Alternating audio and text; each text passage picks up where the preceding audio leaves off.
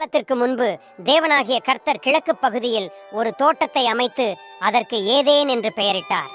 Eden தோட்டத்தில் தண்ணீர் பாய ஒரு ஆற்றையும் படைத்தார்.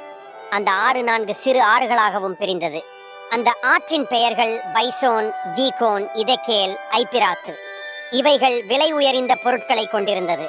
தேவன் மட்டுமே இதை சிறந்த முறையில் அதிசயமான விஷயங்களை படைத்தவர்.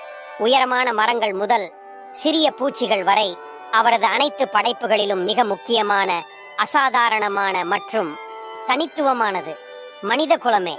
தேவன் அவர்களை ஆணும் பெண்ணுமாக படைத்து ஏதேன் தோட்டத்தில் வைத்தார். தேவன் அவர்களுக்கு ஆதாம், ஏவாள் என்று பெயரிட்டார். ஆதாமும் ஏவாளும் தனது நாட்களை பசுமையான பரப்பை ஆராய்வது, விலங்குகளுடன் விளையாடுவது மற்றும் சூழ்ந்திருக்கும் சுற்றுச்சூழலை ரசிப்பதில் கழித்தனர். தேவனின் அளவற்ற அறிவினால் மனிதனுக்கு ஒரு விதியை வைத்து அவற்றின்படி நடக்க சொன்னார். ஒரு மரத்தை தவிர தோட்டத்தில் உள்ள எந்த மரத்திலிருந்தும் சாப்பிட தேவன் சொன்னார். அது தோட்டத்தின் நடுவில் உள்ள நன்மை மற்றும் தீமை அறிவு தருகிற மரத்தை வைத்தார். ஒரு நாள் சூரியன் வானத்தை இளஞ்சிவப்பு வண்ணங்களால் இருந்த போது தேவனால் படைக்கப்பட்ட விலங்குகளிலேயே பாம்பானது மிகவும் தந்திர குணமுள்ளதாயிருந்தது. அது கவர்ச்சியான வார்த்தைகளை ஏவாளின் காதுகள் கேட்க பேசி ஆர்வத்தை தூண்டிவிட்டது. இத்தோட்டத்தில் உள்ள மரத்தின் பழங்களை உண்ணக்கூடாது என்று கூறினாரா? ஏவாள் தயங்கினாள். ஆனால் பாம்பின் வார்த்தைகள் அவள் மனதில் ஆர்வத்தை நிரப்பின. அந்த மரம் அழகாக இருப்பதை ஏவாள் கண்டு அந்த பழம் தன்னை அறிவாளியாக்கும் என்று எண்ணி அதை சாப்பிட்டாள். பின்பு அதை ஆதாமுக்கு கொடுத்தாள்.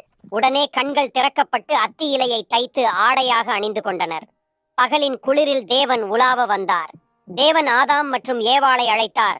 ஆனால் அவர்கள் எங்கும் காணப்படவில்லை. தேவன் தனது ஞானத்தால் என்ன நடந்தது என்பதை அறிந்திருந்தார். அவர் அவர்களிடம், நீங்கள் தடை செய்யப்பட்ட மரத்திலிருந்து சாப்பிட்டீர்களா என்று கேட்டார்.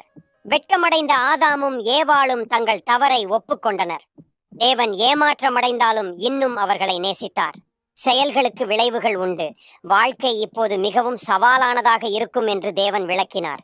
மேலும் அவர்கள் தங்கள் உணவுக்காக கடுமையாக உழைக்க வேண்டியிருக்கும். இதற்கிடையில் ஆதாமும் ஏவாளும் ஏதேன் தோட்டத்தை விட்டு வெளியேறினர்.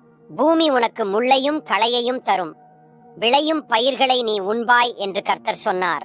அவர்களுடைய சவால்களை எதிர்கொண்டு கஷ்டப்பட்டு உழைத்தனர். ஆனால் அவர்கள் படைப்பின் அழகையும் மகிழ்ச்சியையும் குடும்பமாக அனுபவித்தனர்.